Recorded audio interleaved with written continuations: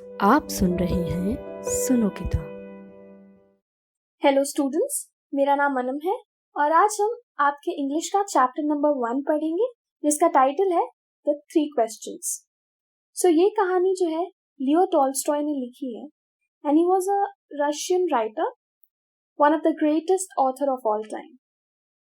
सो वो जो कहानियां लिखते थे, जो स्टोरीज लिखते थे, वो सिर्फ एक एंटरटेनमेंट के पर्सपेक्टिव से नहीं लिखते थे, बल्कि एक सोच भी होती थी उन कहानियों में। वो अपने रीडर्स को चाहते थे कि they should ponder upon the happenings of life. So इस कहानी में भी कुछ ऐसा ही है। इस कहानी में क्या होता है कि एक किंग होता है जो 3 क्वेश्चंस उसके दिमाग में रहते हैं और उसको वो आंसर्स चाहिए होता है। सो लेट्स सी कि वो 3 क्वेश्चंस क्या थे और क्या उसको आंसर मिलता है तो कहाँ से मिलता है। We'll find out in the chapter. The thought came to a certain king that he would never fail if he knew 3 things. These 3 things were: what is the right time to begin something? Which people should he listen to? What is the most important thing for him to do? The king, therefore, sent messengers throughout his kingdom, promising a large sum of money to anyone who would answer these 3 questions. Many wise men came to the king, but they all answered his questions differently. In reply to the first question, some said the king must prepare a timetable and then follow it strictly. Only in this way, they said, could he do everything at its proper time. Others said that it is impossible to decide in advance the right time for doing something. The king should notice all that was going on, avoid foolish pleasures, and always do whatever seemed necessary at that time. Yet others said that the king needed a council of wise men who would help him act at the proper time. This was because one man would find it impossible to decide correctly without help from others, the right time for every action. But then others said that there were some things which could be urgent. These things could not wait for the decision of the council. In order to decide the right time for doing something, it is necessary to look into the future, and only magicians could do that. The king, therefore, would have to go to magicians. So यहाँ पे क्या होता है कि एक king के बारे में बात की जा रही है और उस किंग ने सोचा कि वो कभी जिंदगी में नहीं हारेगा, कभी जो है उसकी किंगडम जो है वो डिस्ट्रॉय नहीं होगी अगर उसे इन 3 क्वेश्चंस के आंसर पता चल जाए। सो क्वेश्चंस क्या थे? तो पहला क्वेश्चन था कि किसी भी काम को करने का राइट टाइम क्या होगा। दूसरा क्वेश्चन था कि उसको किन लोगों की बात सुननी चाहिए। और तीसरा था कि सबसे ज्यादा इम्पोर्टेंट थिंग क्या थी जिसे उसको करना चाहिए था। तो उसको लगा कि अगर इन 3 क्वेश्चंस का उसको आंसर मिल जाएगा तो वो हमेशा हर फील्ड में एक विनर साबित हो सकता है। तो उसने अपने मैसेंजर्स जो हैं थ्रू आउट हिज किंगडम्स, उसको मैसेंजर्स को सेंड करा इन 3 क्वेश्चंस के साथ और कहा कि जो भी उसे इन 3 क्वेश्चंस के बारे में बताएगा उसको वो बहुत सारे इनाम देगा। तो बहुत सारे जो विटी लोग थे, जो स्कॉलर्स थे, वो आए उसके दरबार में और उसको अपने लेवल पे सजेशंस देने लगे। सो किसी ने कहा कि उसको टाइम टेबल एक बना के फॉलो करना चाहिए और उस टाइम टेबल के हिसाब से उसको पता चलेगा कि किस टाइम पे क्या चीज सही करनी होगी। किसी ने कुछ और सजेशन दिया। कुछ लोगों ने कहा कि ये पता करने के लिए कि क्या चीज करने का क्या सही टाइम है उसको अपने फ्यूचर में देखना चाहिए और वो जो है वो सिर्फ मैजिशियंस कर सकते हैं और इस वजह से किंग को मैजिशियंस के पास जाना चाहिए, जादूगरों के पास जाना चाहिए। कुछ लोगों ने कहा कि किंग को एक काउंसिल की तरह बनाना चाहिए और क्योंकि एक इंसान जो है वो सही डिसीजन नहीं ले पाता है तो कुछ लोगों की राय मिलकर के finally they can decide what is the right thing to do. In their answers to the second question, Some said that the people most necessary to the king were his counselors, others said the priest. A few others chose the doctors, and yet others said that his soldiers were the most necessary. So second question के जब उन लोग ने answer दिए तो कुछ ने कहा कि उसके सोल्जर्स जो है वो सबसे ज़्यादा इम्पोर्टेंट होते हैं और किंग को अपने सोल्जर्स के लिए हमेशा उनकी सुननी चाहिए. Why? Because they guard the kingdom. कुछ लोगों ने कहा कि डॉक्टर्स होने चाहिए, कुछ जो है काउंसिल मेंबर्स के बारे में कहने लगे. सो मतलब कि हर किसी ने अपना एक अलग आंसर दिया. To the third question, some said science, others chose fighting, and yet others religious worship. So third question क्या था कि उसके लिए what is the most important thing for him to do. तो किसी ने कहा कि साइंस, कोई कहा कि फाइटिंग, बिकॉज किंग अगर फाइटिंग नहीं करेगा तो वो जो है वो किंगडम्स को कैसे जीत पाएगा. और कुछ लोगों ने कहा कि रिलीजियस वर्शिप, क्योंकि of course the one who is divine can give all the power to him. As the answers to his question were so different, the king was not satisfied and gave no reward. Instead, he decided to seek the advice of a certain hermit who was widely known for his wisdom. The hermit lived in a wood which he never left. He saw no one but simple people, and so the king put on ordinary clothes. Before he reached the hermit's hut, the king left his horse with his bodyguard and went alone. So king ने जब देखा कि उसके question के हर लोग अलग ही अलग answer दे रहे थे and the king wasn't satisfied with those answers. So उसने जो रिवॉर्ड प्रॉमिस करा था वो किसी को भी नहीं दिया, because he was not satisfied. उसको सही आंसर किसी से मिला ही नहीं. तो उसने सोचा कि वो एक हर्मिट मतलब एक सन्यासी जिसको बोलते हैं. तो एक सन्यासी के पास जो एक उसके किंगडम में बहुत ज़्यादा फेमस था कि वो बहुत ज़्यादा वाइज था, बहुत ज्ञानी था. तो उसने सोचा कि वो आंसर जो है वो उसी से मिल सकता है उसको.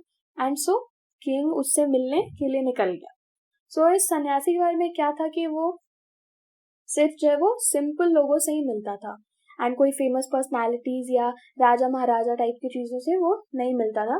सो किंग ने क्या किया, उससे मिलने के लिए वो ऑर्डिनरी क्लोथ्स जैसे आम आदमी पहनते थे वैसे उसने कपड़े डाले और उसके जो झोपड़ी थी उसके बाहर ही अपने बॉडीगार्ड्स और अपने घोड़े को छोड़ दिया और उससे यूं ही मिलने निकल गए.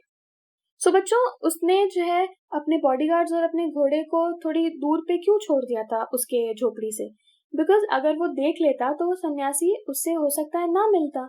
इस वजह से उसकी हट या उसकी झोपड़ी आने से पहले ही उसने अपने बॉडीगार्ड्स को थोड़े दूर पे छोड़ दिया.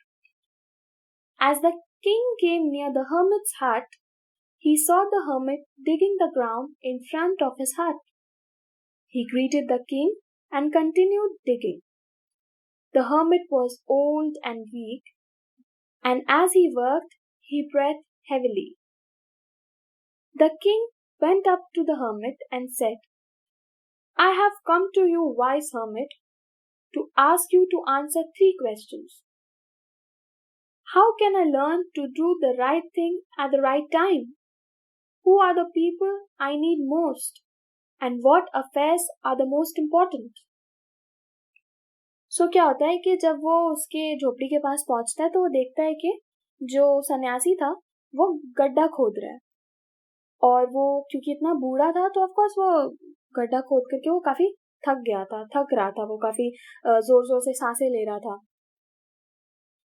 तो जो किंग था उसने भी उस सन्यासी से वही 3 क्वेश्चंस पूछे कि मैं तुम्हारे पास आया हूं क्योंकि मुझे इन 3 क्वेश्चन के आंसर चाहिए. The hermit listened to the king, but did not speak. He went on digging. "You are tired," said the king. "Let me take the spade and work in your place."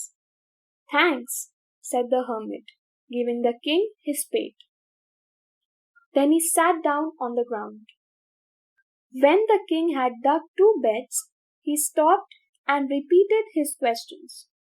The hermit gave no answer, but stood up, stretching out his hand for the spade, and said, "Now you rest and let me work." But the king did not give him the spade and continued to dig. So अभी क्या होता है कि जो उसने questions पूछे थे वो उनका जवाब नहीं दिया, बल्कि वो जो गड्ढा खोद रहा था वो उसको खोदता ही गया। तब क्या होता है कि जो किंग था उसको दया आ जाती है कि बेचारा बेचारा बूढ़ा जो है वो कब से गड्ढा खोद रहा है, काफी थक गया है। तो उससे कहता है कि लाओ मैं तुम्हारी हेल्प कर देता हूँ, मुझे दो, मैं तुम गड्ढा खोद देता हूँ तुम्हारे लिए। सो वो जब किंग जब 2 गड्ढे खोद चुका तब उसने कहा कि तुमने अभी तक आंसर नहीं दिया मेरी बात का। तो इस पे भी उस जो हर्मिट था, जो सन्यासी था, उसने उसको कुछ जवाब नहीं दिया। इनफैक्ट वो बस खड़ा हुआ और उसने अपना स्पेड उससे मांगा और कहा कि अब तुम थोड़ा रेस्ट कर लो, मैं जो हूँ अपने काम के साथ कंटिन्यू करता हूँ। लेकिन किंग ने उसको उसका स्पेड वापस नहीं दिया और वो खुद ही आगे भी डिग करता रहा। 1 hour passed, then another. The sun went down behind the trees, and at last the king stuck the spade into the ground and said, "I came to you, wise man, for an answer to my questions. If you can give me no answer, tell me so, and I will return home." "Here comes someone running," said the hermit. So जब घंटे पे घंटा पास होता गया और बिल्कुल शाम हो गई, तब किंग ने कहा कि मैं तुम्हारे पास कुछ अपने सवाल लेके आया था। अगर तुम उन सवालों के जवाब नहीं दे सकते हो तो प्लीज मुझे बता दो, मैं चला जाऊंगा, मैं अपने घर चला जाऊंगा। तभी क्या होता है कि एक इंसान उनकी तरफ दौड़ के आ रहा होता है और तभी हर्मिट बोलता है कि अरे देखो वहां से कोई दौड़ के आ रहा है। So let's move on. The king turned round and saw a bearded man running towards them. His hands were pressed against his stomach, from which blood was flowing. When he reached the king, he fainted and fell to the ground. The king and the hermit removed the man's clothing and found a large wound in his stomach. The king washed and covered it with his handkerchief, but the blood would not stop flowing. The king redressed the wound until at last the bleeding stopped. तो क्या हुआ कि जैसे ही जो है वो उससे बोल ही रहा था, तब क्या होता है कि एक इंसान जो है उनकी तरफ दौड़ के आ रहा होता है और जब वो लोग मुड़ते हैं तो देखते हैं कि वो उसने अपना पेट पकड़ा हुआ है और जब उसके थोड़ा पास आता है तो वो इंसान बेहोश हो जाता है और तब उन लोगों को पता चलता है कि उसके पेट में जो है वो घाव है, उसका पेट जो है वो मतलब किसी ने उसको घायल कर दिया। तो किंग और वो जो सन्यासी था, ओल्ड मैन था, वो उसको अनड्रेस करते हैं, उसके सारे कपड़े उतारते हैं और उसको हील करने की कोशिश करते हैं। सो किंग ने जो अपना रुमाल था वो उसके जख्म पे रखा सो दैट कि वो खून उसका रुक सके, लेकिन फिर भी उसका जो ब्लीडिंग थी वो नहीं रुक रही थी एंड फिर भी किंग लगा रहा उसमें, है ना। और उसके बाद फाइनली जो है वो ब्लीडिंग उसकी रुक जाती है। The man felt better and asked for something to drink. The king brought fresh water and gave it to him. By this time, the sun had set and the air was cool. The king, with the hermit's help, carried the wounded man into the hut and laid him on the bed. The man closed his eyes and lay quiet. The king, tired by his walk and the work he had done, lay down on the floor and slept through the night. When he awoke, it was several minutes before he could remember where he was or who the strange bearded man lying on the bed was. So अब क्या होता है कि उसकी कुछ time बाद वो लोग जो है उसका इलाज करना स्टार्ट कर देते हैं और फिर फाइनली वो जो वुंडेड मैन था वो काफी बेटर फील करने लगता है और वो पीने को पानी मांगता है एंड किंग उसको जो है वो फ्रेश वाटर लाके देता है, वो पीता है और फिर जो है वो दोनों मतलब द ओल्ड मैन और जो किंग था वो उस आदमी को लेके जाते हैं हट में और बेड पे लिटा देते हैं। और किंग भी पूरे दिन तो उसने इतना ज्यादा मेहनत करी थी, फिर वो इतना दूर चल के आया था, और प्लस उसने एक बंदे की जान बचाई थी। ये सब से वो इस कारण से वो थक गया था, और वो भी जो है वो उसी के साथ वो बेड पे सो रहा था, और ये जो है वो जमीन पे जाके सो जाता है। और जब वो सुबह उठता है तो उसको याद नहीं आता है कि हमारे साथ भी सुबह तो ऐसा होता है ना कभी कभी कि समझ नहीं आता कि हम लोग कहाँ हैं, क्या है।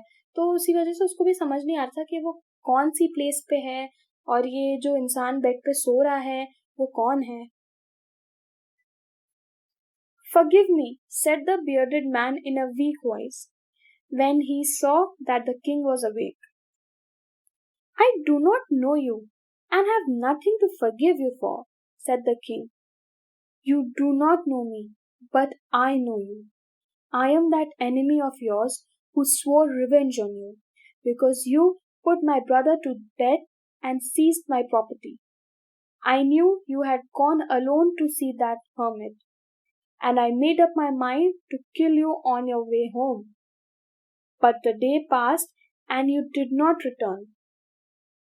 So I left my hiding place, and I came upon your bodyguard, who recognized me and wounded me. I escaped from him, but I should have died if you had not dressed my wounds. I wished to kill you, and you have saved my life. Now, if I live, I will serve you as your most faithful servant, and will order my sons to do the same. Forgive me." सो अब क्या होता है कि जैसे ही वो king उठता है तो वो जो वुंडेड मैन था जो बेड पे सो रहा था वो किंग से माफी मांगने लगता है। तो किंग कहता है कि मैं ना तुमको जानता हूँ, तो ना ही मुझे ये पता है कि तुम क्यों माफी मांग रहे हो, तो मैं तुम्हें किस बात के लिए माफ करूं। तभी जो है वो बियर्डेड मैन आप अपनी स्टोरी बताता है कि वो है कौन। तो वो बताता है कि किंग भले ही उसको ना जानता हो, लेकिन वो किंग को जानता है, और उसने एक बार उसके भाई को मरवा दिया था और उसकी प्रॉपर्टी अपने कब्जे में कर ली थी, और इस बात का उसको बदला लेना था। और इस इंसान को पता था कि किंग जो है वो सन्यासी की झोपड़ी में अकेले गया है, और इस वजह से उसने प्लान बना रखा था कि जैसे ही किंग वापस आएगा वो उसको रास्ते में ही खत्म कर देगा। तो क्या होता है कि जो उसके बॉडीगार्ड्स के पास जैसे वो आता है तो बॉडीगार्ड उसको पहचान लेते हैं कि ये तो किंग का दुश्मन है, और इसी वजह से वो जो उसको जो घाव आया था वो जो है वो किंग के बॉडीगार्ड्स ने ही उसको दिया था।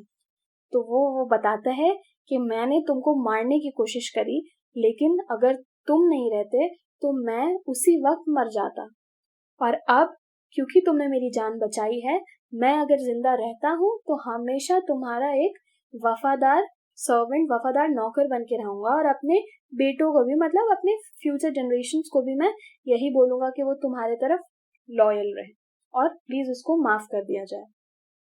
The king was very happy to have made peace with his enemy so easily, and to have won him over as a friend. He not only forgave him, but said he would send his servants and his own doctor to look after him, and he promised to give back the man his property. So, king जो है वो काफी खुश हुआ कि उसने अपने एक इतने जानी दुश्मन जिसको बोलते हैं, ऑफ कोर्स वो उसके जान के पीछे ही तो था ना, तो उसने एक जानी दुश्मन को अपना इतना अच्छा फ्रेंड बना लिया, और उससे प्रॉमिस भी करा कि वो जो है उसकी प्रॉपर्टी जो उसने सीज करी थी, जो उसने कब्जे में अपने ले ली थी, वो उसको वापस लौटा देगा, और जो है वो अपने डॉक्टर्स और सर्वेंट्स को भी उसके पास भेजेगा कि उसकी तबीयत ठीक रहे और वो उसका इलाज जो है वो पूरी तरह से कंप्लीट रहे। Leaving the wounded man, the king went out of the hut and looked round for the hermit. Before going away, he wished once more to get answers to his questions. The hermit was on his knees sowing seeds in the beds that had been dug the day before. The king went up to the hermit and said, "For the last time, I beg you to answer my questions, wise man." सो अब क्या होता है कि वो जो है वो अपने जो एनिमी, जो अब उसका फ्रेंड बन चुका था, वो उसको वहां पे रूम में ही छोड़ देता है, और फिर ये किंग अपने वापस महल जाने की तैयारी कर लेता है। लेकिन फिर भी उसको लगता है कि एटलीस्ट एक बार मैं उस वाइस मैन से, उस ज्ञानी से मिल लूं, क्या पता कि वो मेरे आंसर्स दे दे। उसको बस इतना ही था कि उसको उसके 3 क्वेश्चन का आंसर मिल जाए। सो वो हर जगह उस इंसान को ढूंढने लगता है एंड देन फाइनली उसको वो ज्ञानी बाबा मिल जाते हैं। और कहाँ मिलते हैं? जो उन लोगों ने पिछले दिन गड्ढा खोदा था वहां पे जो है वो फ्लावर्स के सीड, यानी मतलब वो जो सीड है वो दबा रहे थे मिट्टी में, बो रहे थे। सो फिर से किंग उस ज्ञानी से वो रिक्वेस्ट करता है कि प्लीज क्या आप मेरे क्वेश्चन का आंसर दे सकते हैं? You have already been answered, said the hermit, still bending down on the ground and looking up at the king as he stood before him. How have I been answered? What do you mean? तो जब king उससे पूछता है वापस से कि please आप मेरे क्वेश्चन का आंसर दे दो, तो वो जो सन्यासी था वो कहता है कि मैंने तो तुम्हारा आंसर दे दिया। तो किंग जो है वो अचंभित हो जाता है कि मैंने तो कोई, मतलब मुझे कैसे पता कौन से आंसर की आप बात कर रहे हो और किस तरह से तुमने मेरे क्वेश्चन का जवाब दिया? Do you not see, replied the hermit, if you had not pitied my weakness yesterday and had not dug these beds for me, you would have gone away. Then that man would have attacked you and you would have wished you had stayed with me. So the most important time was when you were digging the beds, and I was the most important man, and to do me good was your most important business. Afterwards, when the man ran to us, the most important time was when you were caring for him, because if you had not dressed his wounds, he would have died without having made peace with you. So, he was the most important man, and what you did for him was your most important business. तो जो vice man था उसने explain करा कि मैंने तुम्हारे सारे question का आंसर कल ही दे दिया। अगर तुम खुद सोचो कि अगर तुम्हें मेरी हालत पे दया नहीं आती और तुम मुझे हेल्प नहीं करते गड्ढे खोदने में, तो तुम चले जाते, और अगर तुम उस वक्त चले जाते तुम्हारा दुश्मन तुमको उस वक्त ही मार देता, और फिर तुम ये सोच करके पछता रहे होते कि काश के तुम मेरे पास ही थोड़ा समय और रुक जाते। सो उसने एक्सप्लेन करा कि उस वक्त जो उसने उसके लिए गड्ढा खोदा वो जो है वो उस वक्त का सबसे ज्यादा इम्पोर्टेंट और सबसे सही टाइम था। और उस वक्त का सबसे ज्यादा इम्पोर्टेंट आदमी कौन था? वो सन्यासी था, उसका सबसे इम्पोर्टेंट आदमी। और जो उसके लिए उसने करा वो सबसे ज्यादा इम्पोर्टेंट चीज थी। सो उसके क्वेश्चन जो है वो इस तरह से आंसर होते हैं। एंड देन नेक्स्ट उसने क्या किया कि जब वो आदमी आया, जो घायल आदमी उनके तरफ आया, तो वो जो है उस वक्त जो उसने जो किया, जो काम किया, उसकी जान बचाई, वो सबसे इम्पोर्टेंट चीज थी। वो ही इंसान उसके लिए उस वक्त का सबसे ज्यादा इम्पोर्टेंट इंसान था। और जिस वक्त में उसने ये सारी चीजें करी वो वक्त बिल्कुल सही था। Remember then, there is only one time that is important, and that time is now. It is the most important time because it is the only time we have any power to act. The most necessary person is the person you are with at a particular moment. And for no one knows what will happen in the future and whether we will meet anyone else.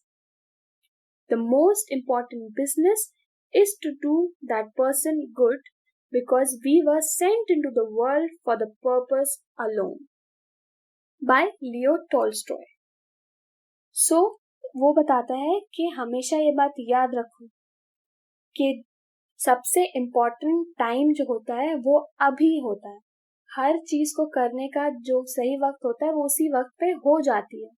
और उस वक्त में तुम जिस भी इंसान के साथ हो वही इंसान तुम्हारे लिए सबसे ज्यादा इम्पोर्टेंट हो जाता है और तुम्हें उसी की बात सुननी चाहिए।